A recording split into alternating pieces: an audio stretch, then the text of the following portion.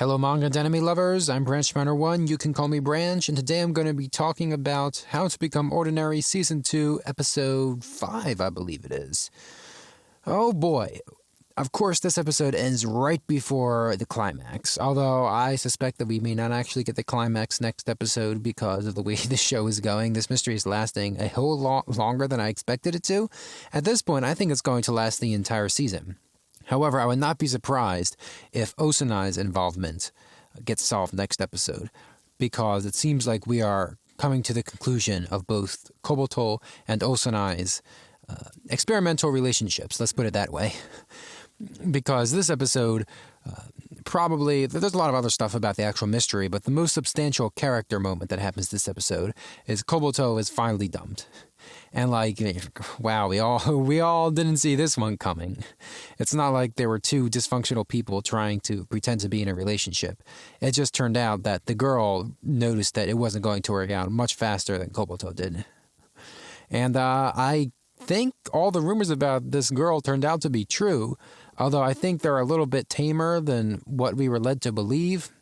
I didn't expect there to be much truth to it at all, to be honest, so it's kind of interesting to hear her confession and also accusation, I guess you could say, because as I have long expected, long understood, and long explained, Kobato lives life, at least now after breaking up with Osanai, or quote-unquote breaking up, they weren't actually together. He lives life looking through a mask.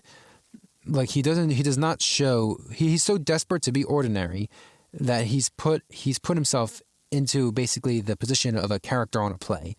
And he is completely unable to be sincere with the people that he cares about. And I think perhaps the only exception is Kengo, because they've known each other for so long, and also because, well, Kengo is very straightforward and does not beat around the bush. And also because Kobato a lot of the time is using Kengo for information, so he doesn't have to put on a mask. Whereas any positive relationship or intimate relationship he tries to get into winds up going down the gutter because he's trying too hard to be what the other person expects and doesn't actually consider their feelings and actually consider what it means to be in a relationship. He just wants to put on the facade of a relationship because that's what he thinks life is. And I have a feeling that with a possible confrontation with Osanai next episode, I don't think that's really going to happen, that whatever happens, there will be something to do with Osanai this next episode. Whatever happens, Kobato will finally realize something about what I have just been saying this entire time. And that he needs to be around people who will allow him to express his true feelings. And the solution is not to completely hide away, but to segment yourself between the groups of people you are with instead of completely shutting yourself down. Anyways, with this girl out of the picture probably, surprisingly, I did not expect her to leave this quickly without diving more into her circumstances. I suppose really the only thing left to do is to figure out what the heck Osanai is doing. She is so suspicious. They are really trying hard to make us believe that she is the victim. No, actually, what am I talking about? That she is the perpetrator. She is so suspicious when she talks with Urino. She waits for him in the classroom when no one else knew what he was doing, so she somehow found out he was going back to the classroom, to the newspaper club.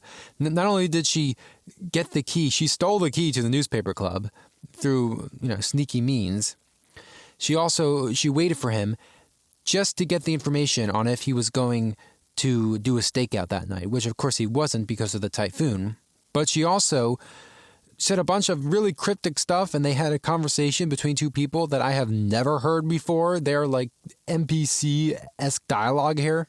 And it's all because Osanai is so not even being around the bush, she's being so insincere, and Urino is trying so hard to, well, he's not even trying hard, he's just basically gotten used to her at this point, so he's just saying cookie-cutter responses. And it's a really unfortunate conversation right here because nothing happens. The only thing that Urino gets is that Osanai apparently was concerned for him, which I don't think she is. At this point, she is 100% using Urino to do something regarding this fireman, as they've named him, the culprit, the arsonist. And Whatever that thing is, I don't know if she has something to do with these arsons. I don't think so. She probably is either inciting this person to catch him so that way he is locked away like in the previous case, or she's trying to catch him for unrelated reasons. But whatever is going on, maybe she's trying to make Urino self-destruct for some strange reason, which would not make sense because she does seem to not want anything bad to happen to him. Like, as much as she can care for somebody, she seems to care for him. But there is just... we haven't gotten enough of her. She's too mysterious this season. But I think that's all going to change the next episode.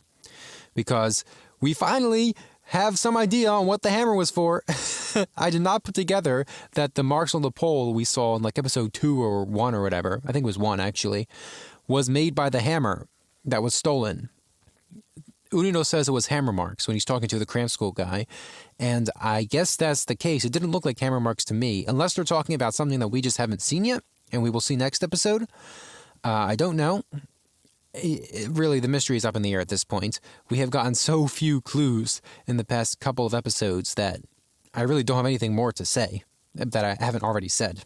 I will, however, comment on Urino's character transformation because he went from an excited upstart at the beginning of the season / end of last season to a guy who tries way too hard to make a name for himself and is desperate to succeed, to now a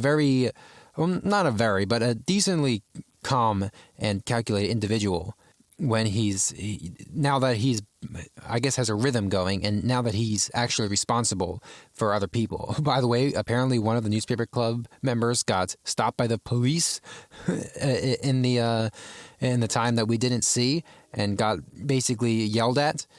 So, actually, that brings me to one thing. I'm pretty much done talking about all the character stuff and the mystery stuff. This sense of time this season has been wild. Like, last season, we did move pretty quickly. Like, it was basically mini episodes that were slightly strung together with character building. And we moved through the months at the blink of an eye. But we have now moved almost an entire year in the first 5 episodes. Last season, it took 10. It's not normal, I tell you. And the unfortunate thing about it is that it's really hard to tell how much time has flowed by and when it's actually skipping, because we don't see dates very often except for the newspaper, which, I mean, obviously you should know that the newspaper happens at the second week. Wait, the second week? Either at the beginning, I think it's at the end of every month, or the beginning. But regardless when it happens, whenever there's a newspaper, you know a month has passed. Except that they skipped the rainy months because, I think they skipped twice. No, it might have been 1 month. I can't remember if it was 1 month or 2 months. It was hard to figure out that when it was raining and the culprit couldn't do it. So they skipped that. They didn't even show that. And every episode, I'm super lost as to the time frame. I think I get it, and then as right as I get it, we're like 10 months ahead. I'm like, what? I really wish, at this point, I wish they could just put a date counter in like the corner of the screen whenever we skip past like a month, so I know when we are, because it's getting really hard to keep track. That's the one thing I will say about this season, is that the mystery is really good and the tension is good and the character building is good, but oh my goodness, it's hard to keep track of the timeline.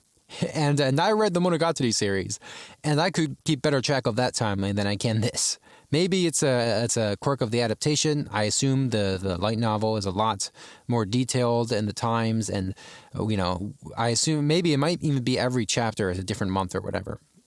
But regardless, I'm looking forward to watching the next episode and seeing what the heck happens now that Kobato has a stakeout planned, and the rain apparently delayed their plan, but now their trap, whatever it is set. I still think it's what I said last time, where they put something in the newspaper that will incite the culprit to make themselves obvious.